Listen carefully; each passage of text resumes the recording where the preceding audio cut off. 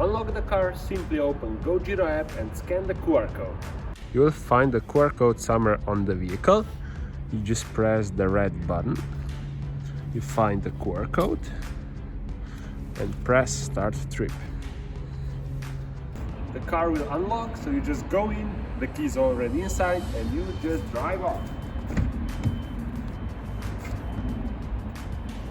Once inside the car, fasten your seatbelt, press the start button,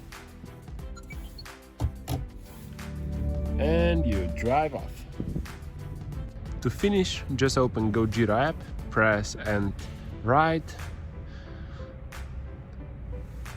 take a photo,